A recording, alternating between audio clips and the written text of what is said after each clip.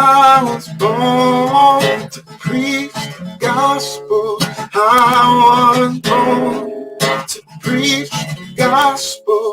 I was born to preach the gospel. And I sure do love my job. Yeah. I was born to preach the gospel. I was born to preach the gospel. I was born to preach the gospel. I sure do love my job. Yeah. Yes, I really love my job.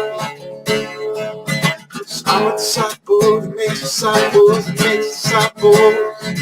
Oh, I'm a disciple that makes disciples that makes disciples. I'm a disciple that makes disciples that makes disciples. Yes, I'm a disciple that makes disciples that makes disciples. I'm a disciple that makes disciples that makes disciples. I'm a disciple that makes disciples that makes disciples. Get firmly rooted. So let's get firmly rooted. Let's get firmly rooted. So let's get firmly rooted. Oh, I'm a disciple that makes disciples that makes disciples. I'm a disciple that makes disciples that makes disciples. I'm a disciple that makes disciples that makes disciples. Let's get firmly rooted. Firmly rooted. Let's get firmly rooted.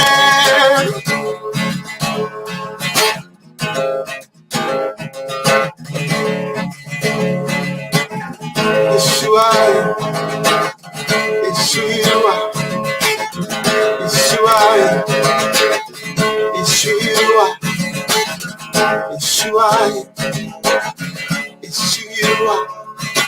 I'm a disciple that makes disciples that makes disciples. We are disciples that make disciples that make disciples.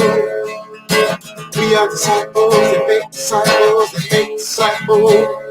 We are disciples that make disciples that make disciples. Let's get firmly rooted. Firmly rooted.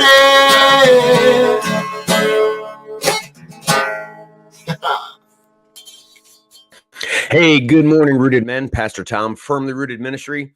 Wednesday morning, and almost didn't get on. I had it all set up, and all of a sudden I got all my stuff for tonight's Bible study all lined up on my desk, and I started working on it. And before you know it, I looked over going, whoa, I got to get on board. So good to be on board, and good to have not missed all of you.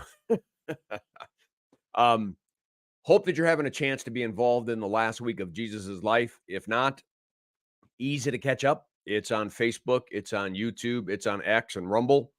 We're going to hit 7 o'clock tonight. What Jesus did on Wednesday. We're getting closer and closer, obviously, to tomorrow evening, where he'll change the whole Passover meal into the Lord's Supper. He will be arrested in the Garden of Gethsemane, and the trials begin all night, and we slide ourselves into Friday and the crucifixion of Jesus. So it's been an amazing study. I hope that those of you who have been involved have enjoyed it. But let's say hi to a few people, and then I'll pull up the text. Steve started this reading. It's a long one in Mark. It is about the destruction of the temple and what are the signs of the end times. And so we're going to finish that reading. Brian Vlaming, good morning, men. Ken Gooch, good morning, fellow brothers in arms. Let's see, that's me. Chris Connolly, good morning. And guys, be praying for Chris as he's looking for doors to open and opportunities to open for him. I'm out there on X. Good morning, Rooted Men. Eric, good morning, gentlemen. Chuck B, good morning, men. Love this last 2 days of teaching, Pastor Tom. Very powerful. Thank you, brother. Thank you. Bert Reggiani, good morning, gentlemen, and a number of others that are out there on board. Let me pull up the reading. We got a little bit to do. We're going to be looking at 14 to 31. Excuse me. We had Steve talking about the temple being destroyed and that we need to be on our guard. Just listen to the tone of Jesus. Things are going to happen. Things are going to happen. Rumors of wars, all these kinds of things. Be on your guard. Be ready. Be on your guard. Be ready. Our job, verse 10, and the gospel must be first preached to all nations. You might get arrested. You might have things happen. Don't worry about it because the Spirit's going to speak through you. People are going to hate and things are going to get ugly. We're actually going to look at this reading tonight. It's in the Wednesday reading. So I'm not going to hit all of it because I'm going to hit it like crazy later. But then he says, when you see the abomination that causes desolation, when you see the abomination that causes desolation, he's quoting Daniel. And typically that is somebody coming in and in the temple and on the altar offering like a pig, offering something that is detestable to the Old Testament. And when you see that happening, when you see something standing in the place of God, but not being God, that's when the abomination that causes desolation is standing where it doesn't belong. Let the reader understand. Let those that are in Judea flee to the mountains, and let no one on the housetop go down or enter into the house to take anything out. Let no one in the fields go back to their cloaks. How dreadful it will be in those days for pregnant women and nursing mothers. Things are going to get really weird, really ugly. Things are going to happen. We're going to become less civil. We're going to become more angry. We're going to become more violent. There is going to be crazy things happening as the world is kind of becoming detached from anything that is connected to God. The church will be, as Revelation says, sitting out there like light in a really dark place. He says, pray that this will not take place in winter because those days will be very tough to get through. Verse 20, if the Lord had not cut short those days, no one would have survived, but for the sake of the elect whom he has chosen, he has shortened those days. I mean, it's going to be some miserable times. People keep saying, I guess we get deluded a bit because we've got our homes and our cars and gas, we travel. I don't think we realize often that we're one or two happenings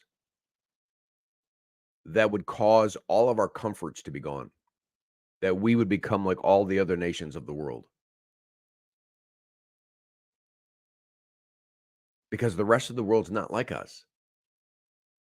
We seem to have, in some sense, been richly blessed, but we have forgotten that God has blessed us with it, and certainly it's abused. But we certainly can tell you that things are getting weird, right? Out in the world, things are happening. Global things are taking place. Pandemics. At that time, if anyone says to you, look, here's the Messiah, or look, there he is, do not believe it. For false messiahs and false prophets will appear and perform signs and wonders to deceive, if possible, even the elect. So be on your guard. There it is again. Be on your guard. I've told you everything ahead of time. But in those days, following that distress, the sun will be darkened, the moon will not give its light, the stars will fall from the sky, and the heavenly bodies will be shaken. That all of a sudden, nature itself is going to be affected. Nature is going to adjust, and things are going to be happening just geopolitically, geologically, every facet of creation. Things are going to be happening. And then all of a sudden, Jesus says, at that time, people will see the Son of Man coming in a cloud with great power and glory. And he will send his angels and gather his elect from the four winds, from the ends of the earth to the ends of the heavens. Right? This is where he takes his sheep to his right and the goats to the left. And then he says, learn from the fig tree. As soon as its twigs get tender and its leaves come out, you know the summer is near. Even so, when you start to see these things taking place, when they're happening, you know that it is near, right at the door. Truly, I tell you, this generation will certainly not pass away until all these things have happened. Now, listen what he means. Rumors. He's not saying that his second coming is going to come by the time this generation. What he's saying is every generation is going to go through facets of this. It's just going to get worse and worse and worse. And then finally, he says in verse 31, heaven and earth will pass away, but my words will never pass away. So has he explained to when it's going to happen? Has he given us a date? Has he told us? No. He's told us to be wise and be on guard, know what our job is, and sometimes we're going to have to not focus on the winds and the waves, but focus on his love and his eternal truth. And even when the world is screaming out, give me attention, give me attention, give me attention, the answer is going to be no. You're soon to be gone, but God's words never pass away. Heaven and earth will pass away. This kingdom of this world is going to pass away, but there is an eternal kingdom that will last forever. And our sights, our focus is on Jesus and that kingdom. Tomorrow, we're going to hit some more. The day of the hour unknown, the section that we're going to be hitting in verse 32, but we're going to save that for tomorrow.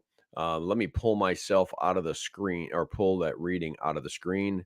There we go. So, gentlemen, as we sit in the middle of the week, between Palm Sunday and Easter, we're actually just a day and a half from Jesus's crucifixion and nearly a day away from his arrest in the Garden of Gethsemane. Things are often going to be unsettling. We're going to look out at a world and say, I don't see where God is because it's all upside down. God already told us it's going to be upside down. He's already told us that we're not designed to live in this kingdom, but he's designed us to live in another one. We have to give up this idea that we're, just like we can't take our sinful nature to Mako and get it bumped out and painted. We can't take this world and get it bumped out and painted. It's judged. And a new heaven and a new earth is where our sights need to be. So let's not be overwhelmed with the things that might happen. Let's be certain that we know they are going to happen, and we need to not focus on the winds and the waves, but on Jesus and what he's called us to do. All right. I think I'll leave it at that. Guys, I hope this devotion was a blessing to you. Have a great day. Make it a firmly rooted day, and may someone see Jesus in us today. Peace.